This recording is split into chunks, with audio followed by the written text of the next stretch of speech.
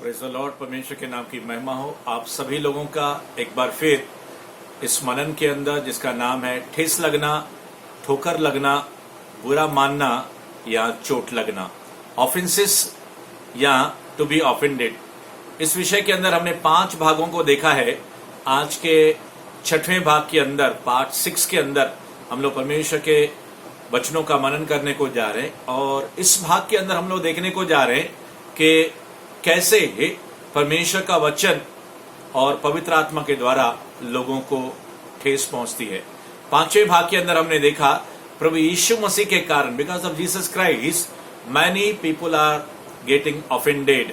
मगर इस स्टडी के अंदर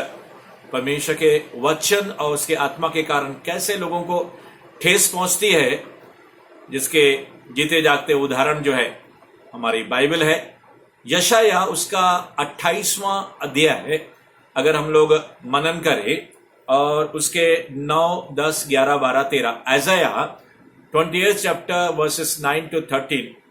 वहां पे इस प्रकार से लिखा है, मैं किसको ज्ञान सिखाऊं, किसको अपने समाचार या न्यूज के बारे में, गॉस्पेल के बारे में मैं किसको बुद्धि दूं या ज्ञान दूं। दूध पीते जो बच्चे हैं या जो दूध छुड़ाए हुए बच्चे हैं, क्या उनको? और आगे वचन कहता है कि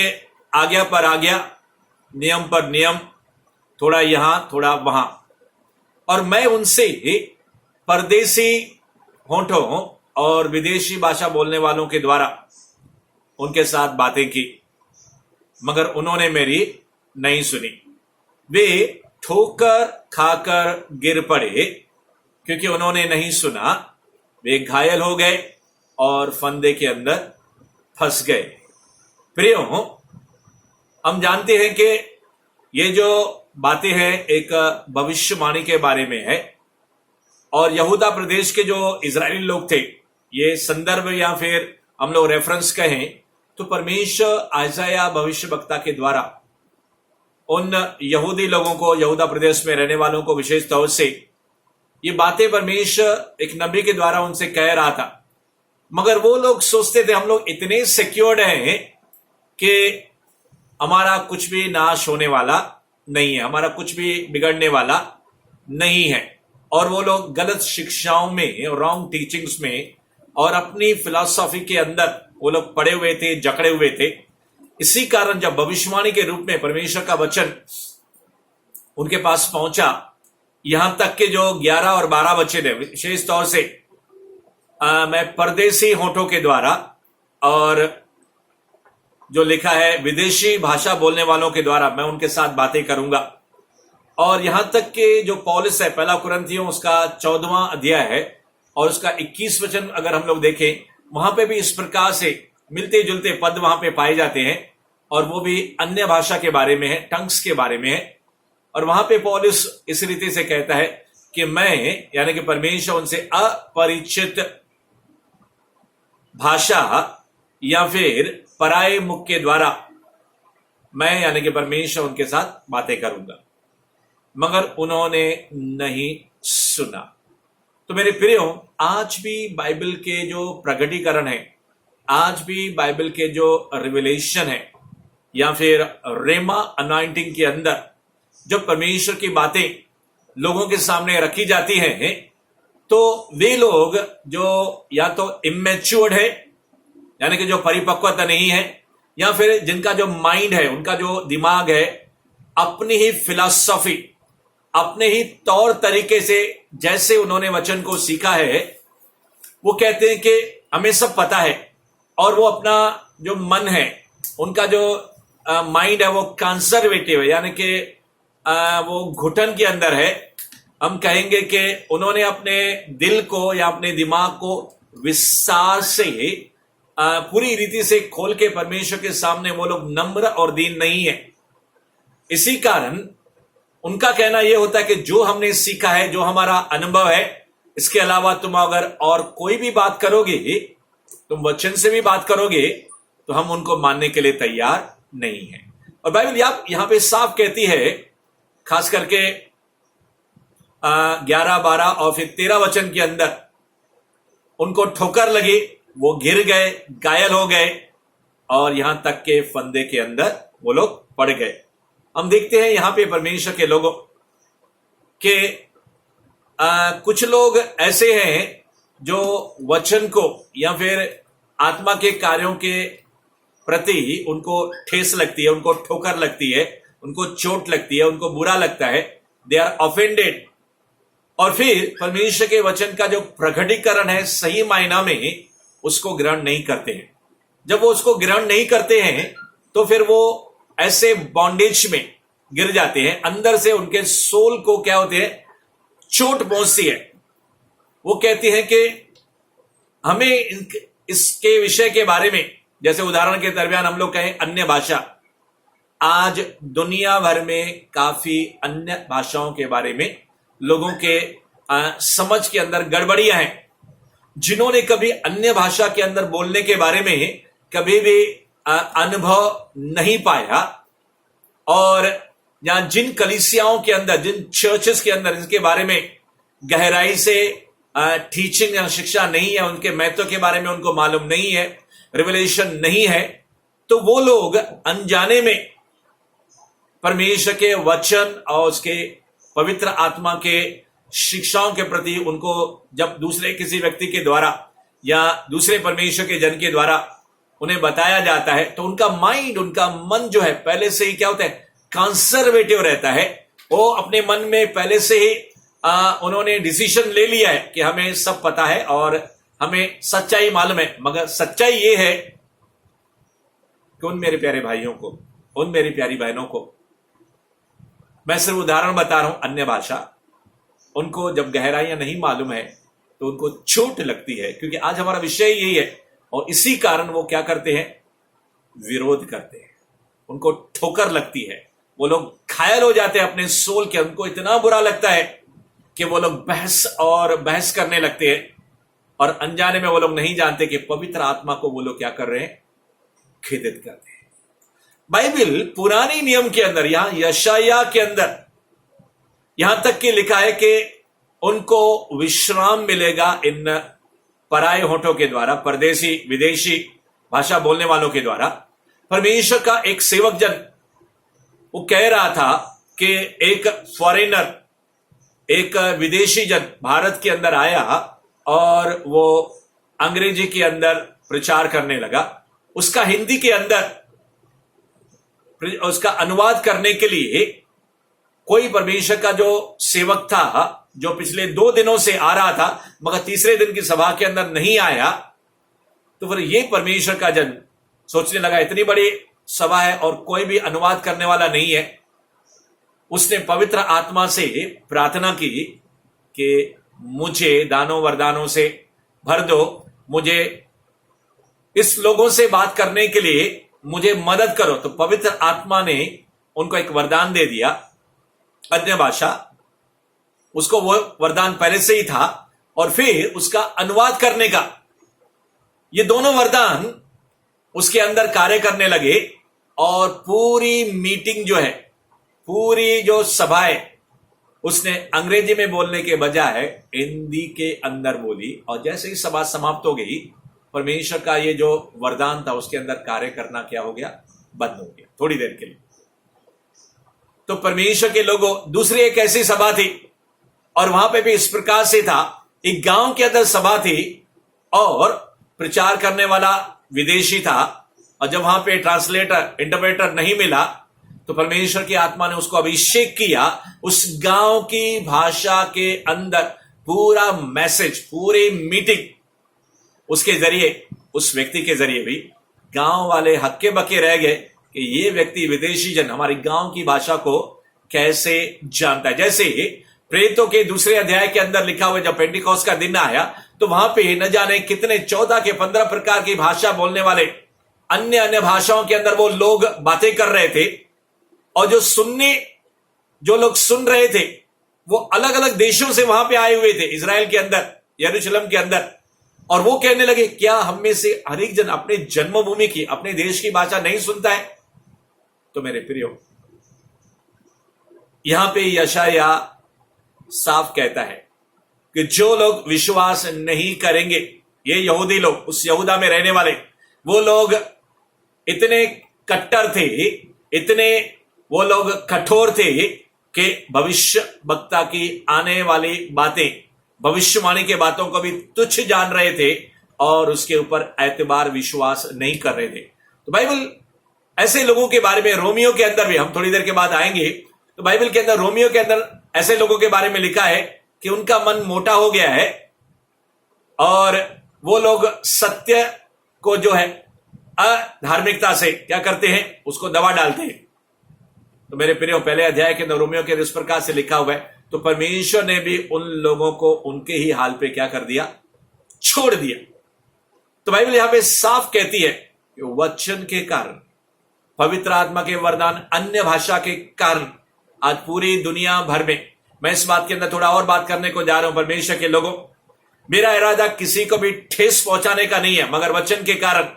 और पवित्र आत्मा के प्रकटीकरण के कारण अगर किसी को फिर भी ठेस पहुंचती है, फिर भी ठोकर लगती है, तो मेरे प्रियो, मेरी प्रार्थना है परमेश्वर आपकी मदद करे, पवित्र आत्मा आपकी मदद करे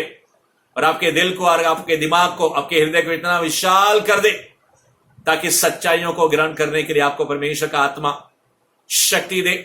मेरे प्रियो, मैं कहना चाहता हूं कि जब बेनीहीन और बेनीहीन के समान परमेश्वर के सेवक, दूसरे जन अपने कोट को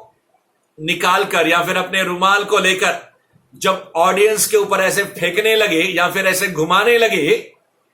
तो कई सेवक लोगों ने, यहां तक कि टेलीविजन के अंदर कई लोगों ने जब उन सभाओं को देखा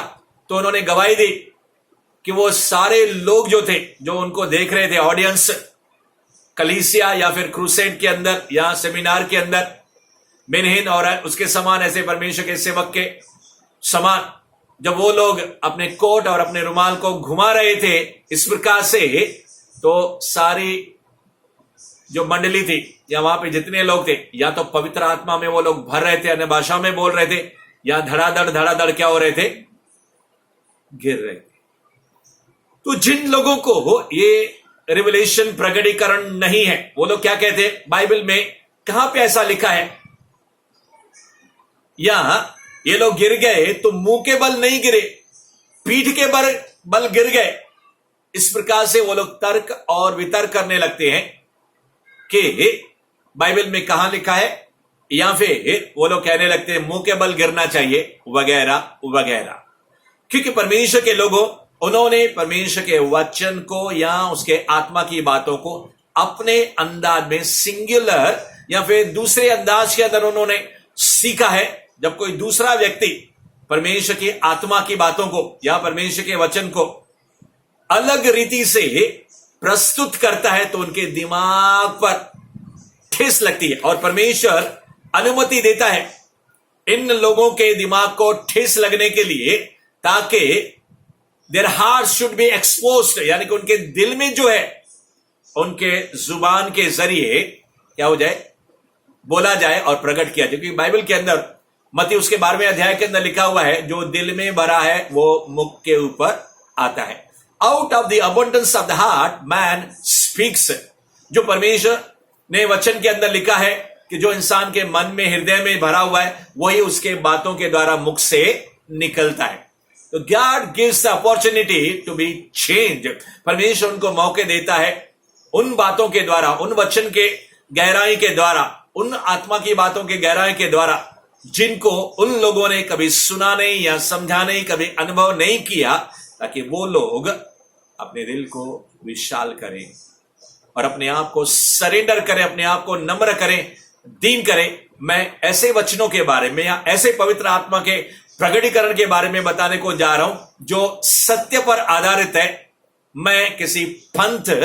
या किसी गुट के बारे में, गलत शिक्षाओं के बारे में आपसे बात नहीं कर रहा हूं। यहां तक कि सोशल मीडिया के अंदर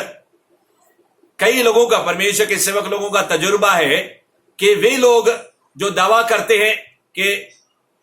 जो शिक्षाएं चल रही हैं आजकल पूरे आधुनिक दुनिया के अंदर, और उन शिक्षाओं के अंदर जो गड़बड़ी है, उन गड़बड़ियों को निकालने के लिए वो सोशल स्तर पर, सामाजिक स्तर पर वो लोग यूट्यूब के जरिए, फेसबुक के जरिए उन बातों का खुलासा करते हैं। असल में वो लोग सही बातों को क्या करते हैं, गलत ठहराते हैं। मेरे प्रियो, आज सोशल मीडिया के ऊपर कई बातें गलत रीति से जा रही है, तो बाइबल कहती है सावधान कि तुम क्या सुनते हो। मेरे प्रियो, आज हमारा विषय है ठेस लगना, ठोकर लगना, चोट लगना, बुरा मानना, to be offended because of offences. मेरे प्रियो, आज हम देख रहे हैं वचन के कारण, because of the word of God many will be offended, because of the spirit of God the revelation many will be offended. वचन और आत्मा के कारण बहुत से लोगों को क्या होगा, ठेस लगेगी। और जोशुआ करके एक परमेश्वर का सेवक है, और मैंने जब उनके हीलिंग मिनिस्ट्रीज को देखा तो मैंने परमेश्वर को क्या किया, सलाम किया। मगर कई लोगों को चोट लगी, क्योंकि वो परमेश्वर का सेवक खास करके कैंसर से भरे हुए बीमारों को वो दूर से हाथ रखकर या फिर हाथ से छू के कभी प्रार्थना नहीं करता था। वो खास करके कैंसर के पीड़ित लोगों को अपने पांव के जरिए, अपने पैर के जरिए उनको छूता था। और मैंने देखा वीडियोस के अंदर उनके शरीर के अंग से जहां पे बड़े बड़े फोड़े रहते थे, ट्यूमर्स रहते थे, फूट जाते थे, और पस जो है, गंदी जो लिक्विड है, गंदा जो पदार्थ है उनके शरीरों से, उन फोड़ों से बहना शुरू करता था, और वो लोग पूरी रीति से चंगे हो जाते थे। मेरे प्रियो, अलग अलग रीति से पवित्र आत्मा अलग अलग तरीके से अलग अलग सेवकों को परमेश्वर इस्तेमाल करता है। मगर कुछ जो कट्टर लोग हैं या कठोर लोग हैं, या जिन्होंने परमेश्वर के वचन या आत्मा को जिस रीति से उन्होंने सुना है या समझा है या ग्रहण किया है, अगर कोई दूसरा आकर अलग रीति से परमेश्वर के वचन को या परमेश्वर के आत्मा के बातों को रेमा अनॉइंटिंग के अंदर वो लोग प्रस्तुत करते हैं, तो ये पुराने जो लोग हैं वो लोग ठोकर खाते हैं, उनको ठेस लगती है। और इसी कारण मसीह मंडलियों के अंदर एक सेवक दूसरे सेवक के ऊपर, एक विश्वासी दूसरे विश्वासी के ऊपर उन बातों को न जानने के कारण, उनके गहराइयों को न समझने के कारण वो एक दूसरे के ऊपर कीचड़ उछालते हैं। मेरे प्रियो, इस बात के अंदर मैं दाऊद को बहुत सराहता हूं। हालांकि उसका जानी दुश्मन, उसका खुद का ही ससुर 2-3 बार उसको मारने की भरसक कोशिश करता है। जब शाऊल खुद मर जाता है तो दाऊद खुद कहता है, परमेश्वर के अभिषिक्त जन को मत छुओ। मेरे प्रियो, हम कहना चाहते हैं कि अगर आपके अंदर पवित्र आत्मा ने या वचन ने जिस रीति से कार्य किया है, रिवलेशन दिया है, प्रगटीकरण दिया है, और फिर अगर आप सामने जाते हो किसी सभा के अंदर या किसी विश्वासी के सामने, और जब परमेश्वर की बातों को आप प्रस्तुत करने लगते हो, तो लोगों के दिमागों को चोट लगती है, उनको ठेस लगती है, क्योंकि उन्होंने कभी भी क्या बोलते हैं, उस रीति से परमेश्वर की बातों को समझा नहीं या ग्रहण नहीं किया। और इसी कारण जब परमेश्वर के सभाओं के अंदर, परमेश्वर के मीटिंग्स के अंदर, जैसे कि सोने के बारे में, सोना पहनना नहीं पहनना, अन्य भाषा बोलना नहीं बोलना, आज कलीसियाओं के अंदर इस विषय के अंदर काफी मतभेद है, क्योंकि परमेश्वर के लोगों, जिन लोगों ने इसका महत्व समझा है, जिन लोगों ने इन बातों को गहराई से जाना है, उनको अनुभव है, और दूसरे लोगों को अनुभव नहीं है, तो उनको ठेस पहुंचती है। मैं कहना चाहता हूं, मैं आगे बढ़ना चाहता हूं, परमेश्वर के लोगों, प्रभु के चुने हुए दास और दासियां, लीडर्स, इल्डर्स, मिनिस्टर्स, सेवक, विश्वासी जन के प्रियो, मत्ती उसका अगर हम लोग 13 अध्याय उसका 20 वचन, खास करके 20-21 वचन या फिर 5 और 6 वचन भी हम लोग मैथ्यू चैप्टर 13 वर्सेस 5, 6 एंड 20-21 उसका मनन करें, तो वहां इस प्रकार से यूं बाइबल के अंदर लिखा है कि जब बीज बोने वाला बीज बोने को निकला, तो कुछ बीज जो है पथरीली भूमि पर गिरे,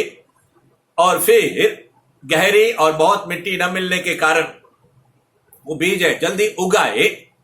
सूरज की तपन के कारण वो क्या हो गए, जल्दी सूख गए और जल गए। 20 और 21 वचन के अंदर प्रभु यीशु मसीह ने इस दृष्टांत को इंटरप्रिटेशन, रिवेलेशन, प्रकटीकरण के दरमियान जब अपने चेलों को उसने बताया कि वो ये लोग हैं, यानी कि उन लोगों के अंदर जब परमेश्वर का बीज बोया गया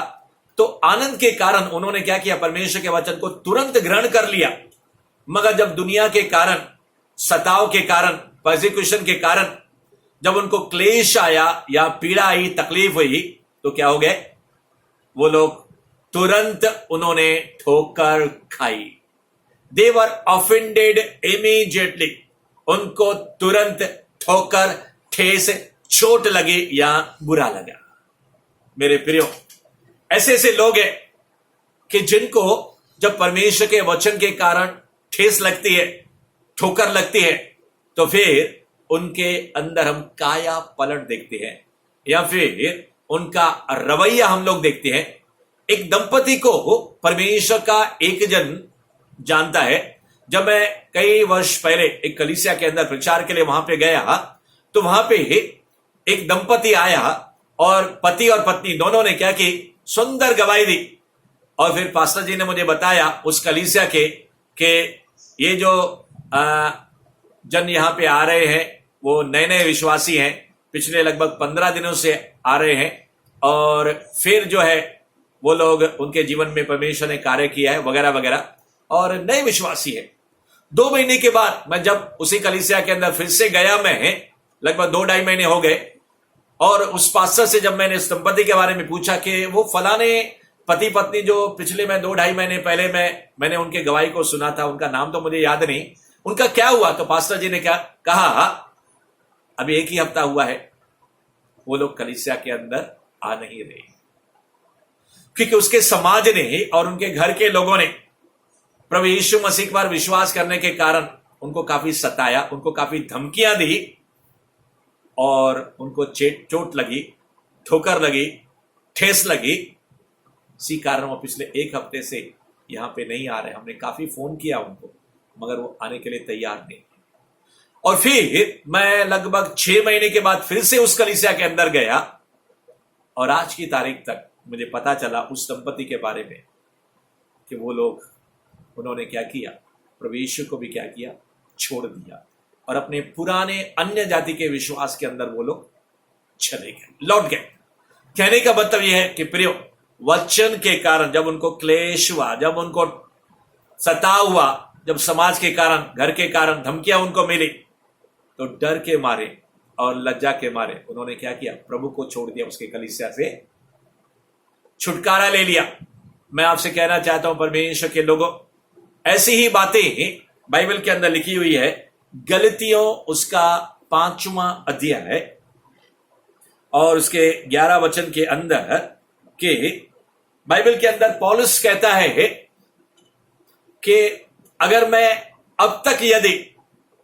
खतना के बारे में प्रचार करता रहता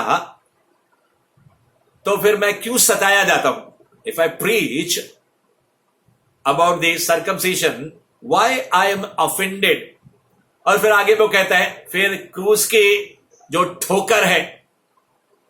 ऑफेंस ऑफ क्रॉस, क्रूस की जो ठोकर है, फिर तो जाती रही। कहने का तात्पर्य यह है कि पौलुस उन दिनों के अंदर सिर्फ खतना के बारे में लोगों को बता नहीं रहा था, मगर खास करके क्रूस के बारे में, क्रूस पर प्रभु यीशु मसीह के कुर्बानी के बारे में वो गॉस्पेल, सुसमाचार, रिवेलेशन, प्रकटीकरण लोगों को दे रहा था। मगर लोगों को ठोकर लग रही थी, लोगों को बुरा लग रहा था। कोई ऐसा समय था कि पौलुस यहूदियों के समान परमेश्वर की कलीसिया को क्या करता था, सताता था, कि जब उसको खुद ठोकर लगी, कि उसको लगता था ये जो यहूदी लोग प्रभु यीशु मसीह का क्रूस का जो प्रचार कर रहे हैं वो गलत है, क्योंकि वो पुराने नियम को जानता था, नए नियम को वो जानता नहीं था। मगर वही पौलुस, जब उसको सच्चाई मालूम पड़ी, तो जब उसके घाव, उसकी जो ठोकर उसको लगी थी, जब वो घाव जब चंगे हो गए और फिर जब उसने प्रभु यीशु मसीह का सुसमाचार सुनाना शुरू किया, क्रूस की कथा सुनाना शुरू किया, तो वही यहूदी लोग जो पहले आनंदित होते थे, मगर बाद में वही यहूदी लोग पौलुस के कारण जो क्रूस की कथा और प्रभु यीशु का सुसमाचार सुनाने लगा, तो उसको सताने लगे। और यहां पे पौलुस वही कहता है गलतियों उसके 5वें अध्याय के अंदर उसके 11 पद के अंदर कि मैं फिर क्यों सताया जाता हूं। मैं कहना चाहता हूं उस जमाने में पौलुस खास करके यहूदी लोगों को और यहां तक कि उसके बाद जो है अन्य जाति के अंदर भी गॉस्पेल सुसमाचार सुनाने को गया, मगर यहूदी और गैर यहूदी अन्य जाति और पेगन लोग, हेदन लोग, जो लोग भी पौलुस को सुनते थे, कुछ लोग विश्वास करते थे मगर कई लोग उसका मजाक उड़ाते थे। कई लोग उसको पकड़ के अपने उस समय के जो राजा थे उनके पास वो लेकर जाते थे, बंदी गृह के अंदर उसको क्या करते थे, बंद कर देते थे। कई बार उसको हंटर मारे गए, कई बार उसको कोड़े मारे गए, कई बार उसको घसीट के लेकर गए, कई बार उसको भेंत मारी और कई बार उसको जेल के अंदर क्या किया, बंद कर दिया। इसी कारण पौलुस यहां पे कहता है मैं फिर क्यों सताया जाता हूं। जवाब साफ है, क्योंकि उस जमाने के अंदर रिलीजियस जो लोग, कठोर लोग थे, जो अपने धर्म या अपने रिलीजन को ज्यादा महत्व देते थे, जिन्होंने परमेश्वर के वचन को अपने अंदाज में सीखा था, चाहे वो अन्य जाति के हो या फिर यहूदी क्यों नहीं हो, वो लोग प्रभु यीशु पर और क्रूस की कथा के ऊपर विश्वास करने के लिए वो लोग यकीन नहीं करते थे। इसी कारण उनको ठेस लगती थी। वो कहते थे हमारा धर्म, हमारा विश्वास जो है सही है, पौलुस जो तुम प्रचार कर रहे हो वो गलत है। आज भी पूरी दुनिया भर के अंदर कई लोग जब अपनी वो लोग गवाही अपने घर के अंदर शेयर करते हैं या परमेश्वर के कार्य या प्रभु यीशु मसीह के सुसमाचार को अपने परिवार, अपने कुटुंब, अपने समाज, अपने देश, अपने जात भाइयों के पास, बहनों के पास या फिर अन्य लोगों के पास, ऑफिस वालों को, दफ्तर वालों को या फिर अपने पहचान के लोगों को या अपरिचित लोगों को जब परमेश्वर की बातें, गॉस्पेल, खास करके सुसमाचार, क्रूस की कथा जब उनको सुनाते हैं, कई लोग उनके विरुद्ध हो जाते हैं, कई लोग उनको गाली गलौज कहते हैं, कई लोग उनको मारने पर आते हैं और कई लोगों को तो उनको इस दुनिया के अंदर इतना सताते हैं कि मार मार के खत्म भी कर देते। वजह क्या है, रीजन क्या है, सबब क्या है? क्योंकि उनको ठेस लगती है, उनको ठोकर लगती है, उनको चोट लगती है वचन के कारण, पवित्र आत्मा के कारण उनको ठेस ठोकर लगती है। मेरे प्रियो, मैं आगे इस विषय को और थोड़ा बढ़ाना चाहता हूं कि परमेश्वर के वचन के अंदर जब भी अगर इस रीति से हम जब कलीसियाओं के अंदर या फिर क्रूसेड्स के अंदर परमेश्वर के जन अधिकार के बारे में, अधीन होने के बारे में, मैरिज के बारे में, सेक्स के बारे में, लिंग के बारे में या फिर अलग अलग रीति से अपने माता पिता का आदर करना, सरकार का आदर करना, उनके अधीन होना, सेवक लोग जो है, जो भी एल्डर्स है कलीसिया में, उनके अधीन रहना या फिर दशवांश या परमेश्वर के गहरे वचन के बारे में जब शिक्षा दी जाती है तो कुछ लोगों को ठेस लगती है, कलीसिया के अंदर और कलीसिया के बाहर। और वो लोग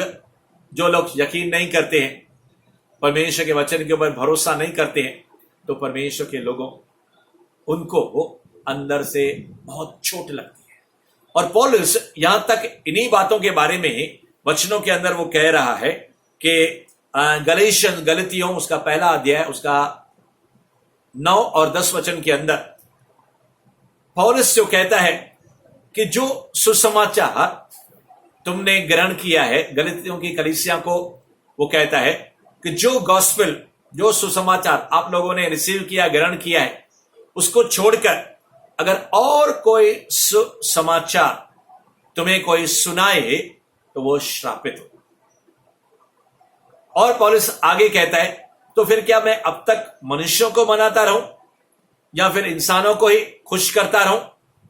अगर मैं इंसानों को ही, मनुष्य को ही अगर प्रसन्न करता हूं तो फिर मैं परमेश्वर का सेवक नहीं। पौलुस जो है गॉस्पेल के लिए, सुसमाचार के लिए क्या हो गया, पूरी रीति से बिका हुआ था। उसको मालूम था, पिछले पद के अंदर भी हमने देखा कि गलेशियन उसके 5वें अध्याय उसके 11 वचन के अंदर भी हमने देखा, और इस वचन के अंदर भी गलेशियंस उसका पहला अध्याय और उसके 9 और 10 वचन के अंदर भी इसी पौलुस के बारे में हम लोग देख रहे हैं कि मैं प्रचार कर रहा हूं क्रूस के बारे में, मैं प्रचार कर रहा हूं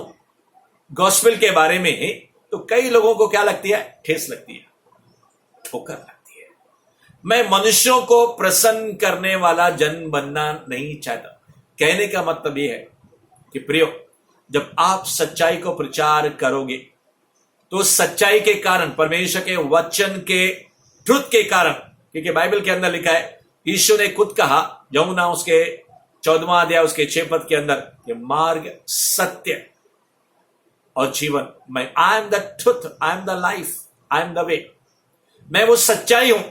सत्य को जब प्रचार किया जाता है तो कई लोग उसको स्वीकार नहीं करते, they do not accept,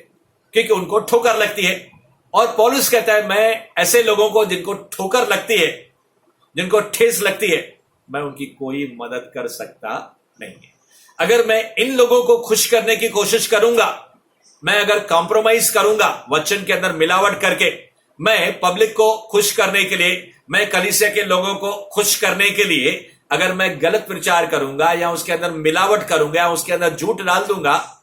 Bible कहती है, पौलुस कहते हैं, परमेश्वर को मैं प्रसन्न नहीं कर सकता, परमेश्वर मुझसे नाराज हो जाएगा। तो पौलुस यहां पे चुनाव करता है। अगर सत्य का प्रचार करने के कारण कुछ लोगों को ठेस पहुंचती है, ठोकर लगती है, और पौलुस बात का सबूत यहां पे इन वचनों के अंदर देता है, गलेशियंस के अंदर उसके 1 अध्याय और 5वें अध्याय के अंदर, कि लोगों को अवश्य ठेस ठोकर लगेगी, मैं उनकी कोई मदद कर नहीं सकता। मगर परमेश्वर का जन बाइबल के अंदर एक जगह कहता है कि हम लोग जब बोलते हैं सच्चाई को बड़े प्यार से, नम्रता से और दीनता, speaking the gods word in truth in love with humble heart and gentle spirit. मैं फिर से कहना चाहता हूं कि हम परमेश्वर के वचन को प्यार के साथ, नम्रता के साथ, दीनता के साथ, हम सच्चाई को प्रेम के साथ बांटते हैं। हम चाहते तो नहीं किसी को ठेस लगे, ठोकर लगे, मगर फिर भी अगर उनको ठेस लगती है, ठोकर लगती है, तो हम परमेश्वर को प्रसन्न करना चाहते हैं। हम इंसानों को खुश करने के लिए झूठ या कॉम्प्रोमाइज कर सकते नहीं। परमेश्वर के लोगों, प्रभु के लोगों, मैं कहना चाहता हूं, रोमियो के अंदर उसके 1 अध्याय के अंदर इस बात को और भी खुलासा किया गया है। अगर आप रोमन्स का चैप्टर 1 18 से लेकर खास करके 32 तक अगर आप अध्ययन करेंगे, तो ऐसे लोग हैं कि लोग सत्य को जानते हैं मगर फिर भी स्वीकार नहीं करते। क्यों? इनको ठोकर लगती है, ठेस लगती है। मैं कुछ वचनों को, रोमियो उसका पहला अध्याय उसका 18 से लेकर 32 के कुछ